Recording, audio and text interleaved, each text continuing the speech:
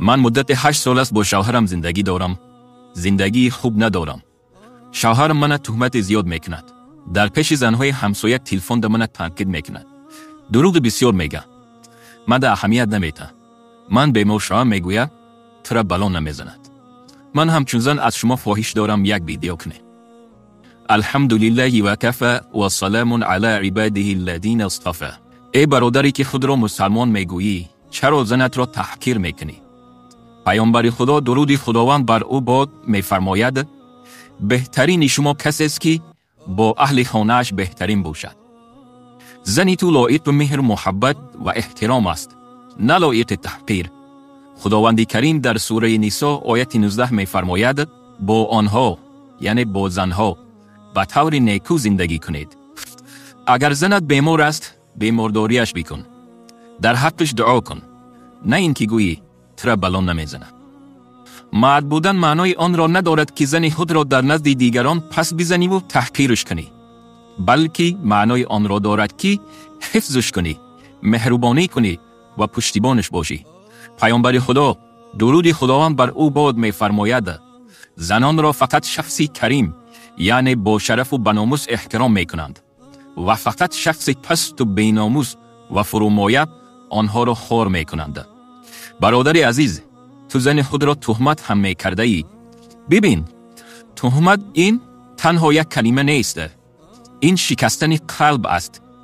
کشتن اعتبار یک انسان است. و بدتر از همه گناهی است که در قرآن و احادیث سخت محکوم شده است.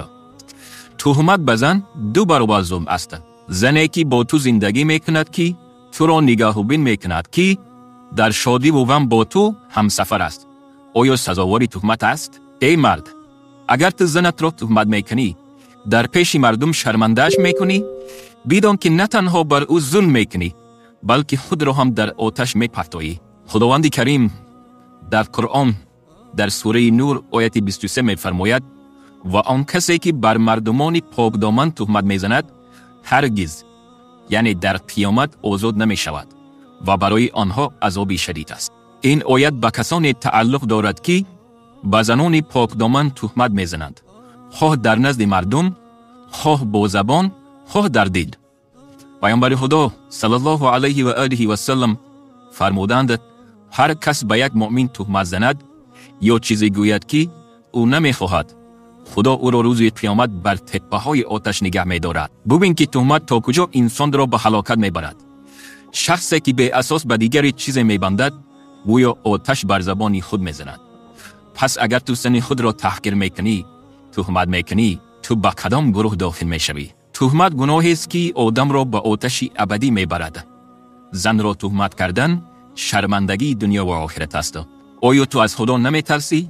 پس بدان هر یک تحقیر و تهمت و به اهمیتی تو در نامه اعمالت ثبت می شود. آگاه باش.